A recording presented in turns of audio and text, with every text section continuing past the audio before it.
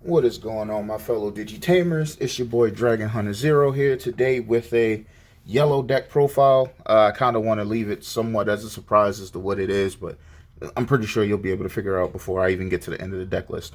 Um, my deck list is slightly different from other people's. I've placed, I want to say, second in tournament at my locals with this. And I think it has potential to actually top at tournament. However, this is subject to change when the upcoming BT7 with, I'll say, my great value TK because it only looks for hybrids. But either way, without further ado, let's get into the deck profile. So starting off with the eggs, it's 1 BB-Mon and 4 Upamon. BB-Mon, when you have 3 or less security, once per turn when attacking, you gain a memory. And when attacking once per turn, if you have 3 or fewer security cards, you get to draw one. Draw power is kind of strong in this deck. But yeah, I wanted to give the BB-Mon a try. And it actually works pretty well. It's just, the Upamon's slightly better because it's draw power. On to our rookies. I play 4 of Structure Deck 1 Patamon. I play 3 Pulsemon. 3 Starsmon. Let me see if you can. Okay. Yeah, 3 Starsmon. And 1 Promo Patamon. This could be replaced with Salamon, but I kind of like the fact that this is just on play and not on delete. While on deletion skills are, good, you get the free recovery off of that skill. I prefer having the when you have one or less security, just play, game, recover. When you deleted an opponent's Digimon by reducing DP, gain a memory. If you have 3 or more, draw a card. If you have 3 or less, gain a memory. So if you have 3 even, you get both. And then for each Digimon, yellow Digimon you have on the field, you basically target a Digimon, and it loses 1,000 for each. So that's it for that. On to our champions. A surprisingly good yellow card from Bt06. I really didn't expect much from him, but I actually like him a lot. It's Beluchimon. 4 costs to play, 2 costs to evolve. On play, if you have 3 or fewer security, you draw 2. So it's mainly for draw power, and also it's cost efficient. So 4 costs. It's a really good card in my opinion. Then from there we play the 4 Petamon, and we play 4 Unimon. So I have 8 blockers in the deck. Let's see. Yeah, I have 8 blockers in the deck. And I like this ratio. Like I said, this cost efficient. So 4, you draw 2 cards if you have 3 or fewer security. So you could like Pulsemon and then Beluchimon if you have the memory to do it, or if you just want to, draw 3 cards. Things of that nature. So on to our ultimates. I play 3 Sirenmon and 5 Rise Greymon. Getting a little closer to what the actual theme of the deck is. Excuse me. So yeah. 3 Cybermon, again, cost efficient. 2 to Digivolve, 5 to bring out. Doesn't have an effect, but it's just a hard play. For 5, pass turn, memory starve your opponent, and then Digivolve until you're level 6 next turn. Rise Gray, on play, you get to play a Tamer, but they don't get any of their effects. But there's a way to circumvent that with the new TK and Kari from BT6. And Kari from, I believe that is BT2? Yes, BT2. BT2 card. And then you have the Digiburst Rise Greymons. Digiburst 2, bring out a Tamer for free. And they get their own play effects. So I mainly use this for TK. I was thinking about bumping this up to 3 and bumping this down to 2, but I kind of like the inheritable of the extra security attack over the reducing the power by 2,000. So I think this is like the perfect ratio. But it is room for improvement. Like I said, when BT7 comes around, I'm probably going to end up changing this entire list anyway. But yeah. So that's it for our ultimates. And then on to our megas. I play one Kentaros Mon. So his skill, when digivolving, up to 5 of your opponent's Digimon gain security attack -2. So prevent your, let's say your opponent has a wide board of rookies or whatever. You play this down, they basically can't attack you. And when he's deleted, you target a Digimon, they lose 11,000 DP. Then I play 2 Sakuyamon. Sakuyamon has actually been really helpful in these lists for specifically like Agumon or Gabumon, because when the Digimon comes out of raising, they gain security attack -3. So they bring out the Agumon. Oh, well, I'm gonna warp Digivolve into Bond of Bravery. Well, you can't hit me. I mean, you can still get the other effects like deleting your Digimon and things of that nature, but they can't hit your security stat. You see them? Well, yeah, they can't hit security stat unless they have like 4 or 5 security checks, but they lose 3 on this, and then if you bring this out and this is out, you select 5 Digimon. Those 5 Digimon can't attack, and then this Digimon comes out of raising, they lose security attack -3. So it kind of prevents OTK, which is why I like Sakuyamon a lot. And your opponent's security Digimon loses 3,000 DP during your turn. That is something that a lot of people forget that she does, but it's a really good effect in my opinion, because think about it like this. You swing into Titamon with Rise Gray, right? Or you swing into, let's say you swing into something that's like 10,000 with like Rise Gray or whatever. And yeah, while they both still crash into each other or whatever, it's still the fact that you, like, let's say for example, if you swing with her, she can survive anything that's 12,000 or basically 13,000 or less, things like that. Or like, let's say for example, this is like you're going up against something has 9,000 DP, he survives, things of that nature. Just having her on the field is helpful for that.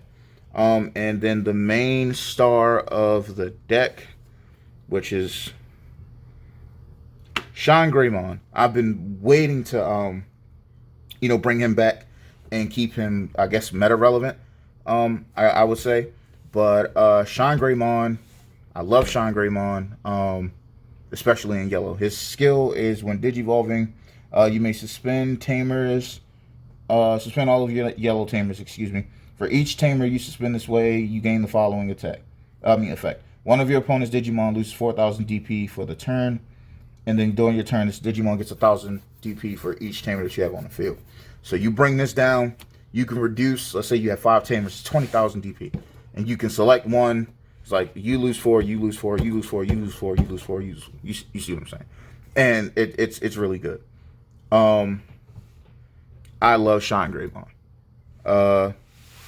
While he's not one of my favorite Digimon, he's just a really fun card to play with, in my opinion. So that's why I wanted to bring him back.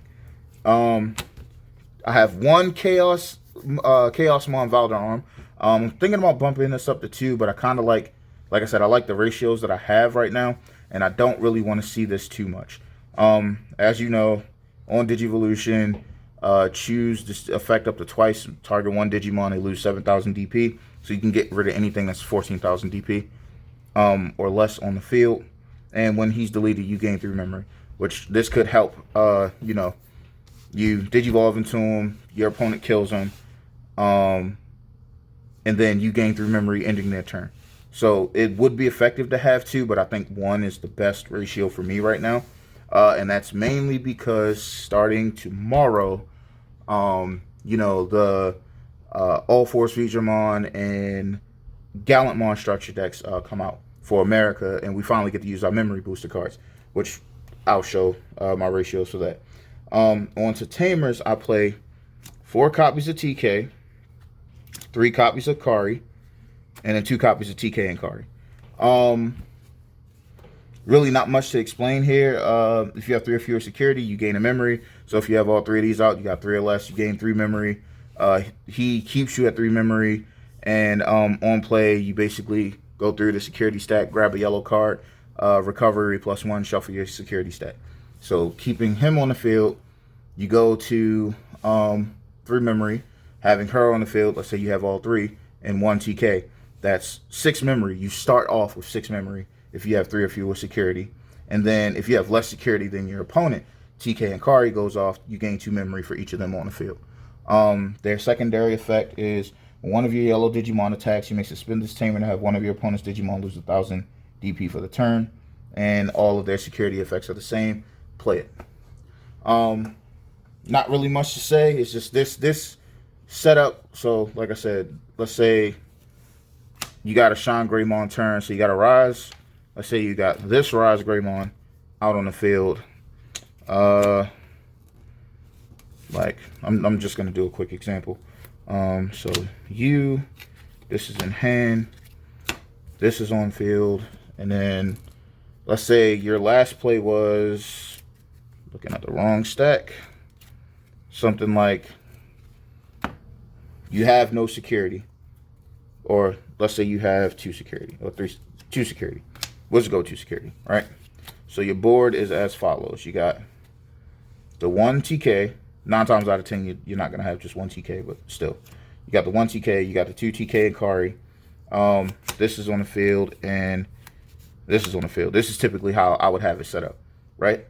So you start off your turn with 10 memory, because you have less, let's say you have less security than your opponent. Or let's just say you and your opponent are even on security, right?